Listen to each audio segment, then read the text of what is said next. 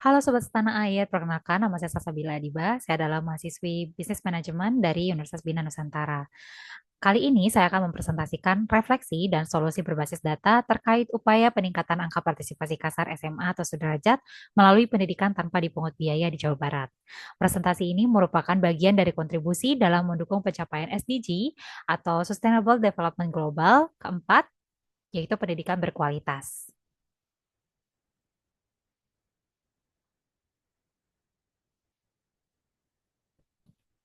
SDG keempat menargetkan agar semua anak menyelesaikan pendidikan dasar dan menengah tanpa dipungut biaya pada tahun 2030.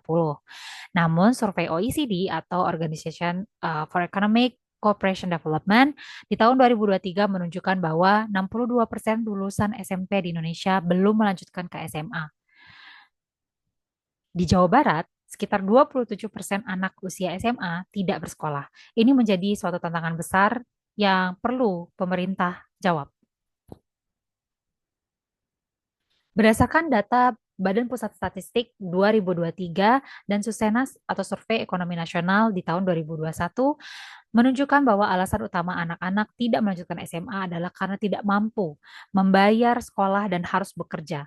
Dengan 8,4 juta penduduk usia SMA, tantangan di Jawa Barat sangat kompleks, baik dari sisi ekonomi, sosial, maupun geografis.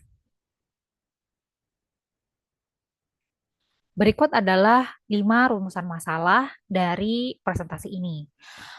Yaitu pertama, faktor rendahnya angka partisipasi kasar, kemudian tantangan menjaga pendidikan tetap gratis dan berkualitas, ketiga, efektivitas program gratis, keempat, peran masyarakat dan pemangku kepentingan, serta tantangan terbesar pemerintah dalam pemerataan akses dan peningkatan kualitas sumber daya manusia. Berikut adalah beberapa faktor utama rendahnya angka partisipasi kasar SMA atau sederajat di Jawa Barat dari segi ekonomi, sosial, dan geografis. Meski SPP digratiskan, biaya non-SPP seperti seragam, buku, dan transportasi masih membebani keluarga.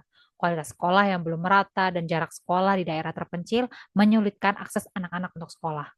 Dana BOS sering terlambat, dan persepsi bahwa SMA hanya untuk yang mampu itu masih ada.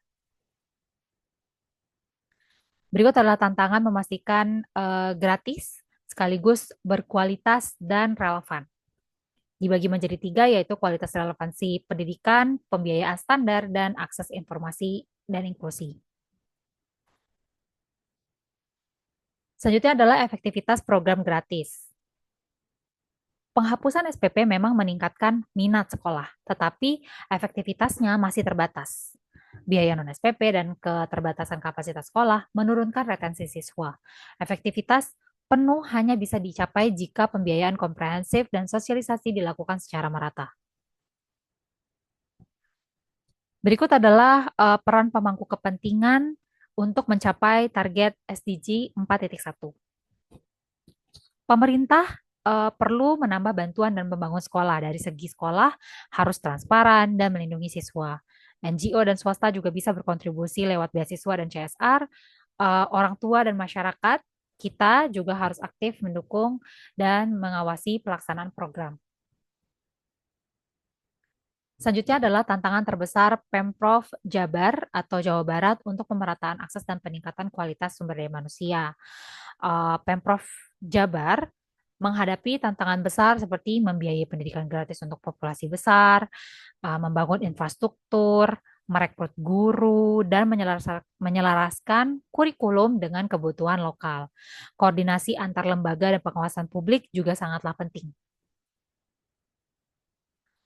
Berikut adalah hasil temuan wawancara yang dilakukan di penelitian ini.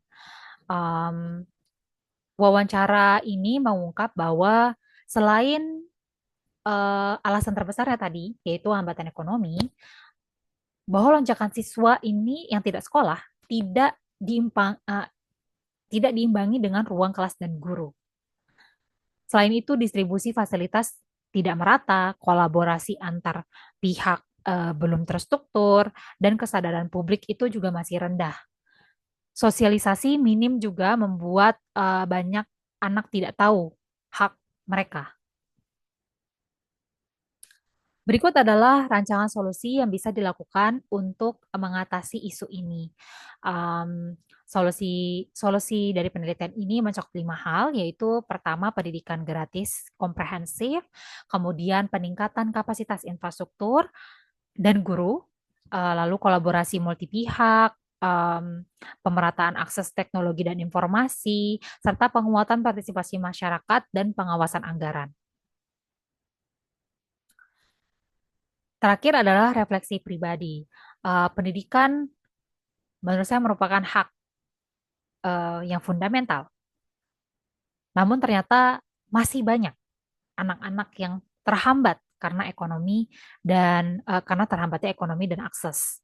Kebijakan pemerintah ini harus menyentuh akar persoalan dan sosialisasi, harus menjangkau semua lapisan. Dengan refleksi ini memperkuat komitmen saya untuk mendukung pendidikan inklusif sebagai hak anak-anak, bukan privilege anak-anak. Sekian dari presentasi yang bisa saya sampaikan.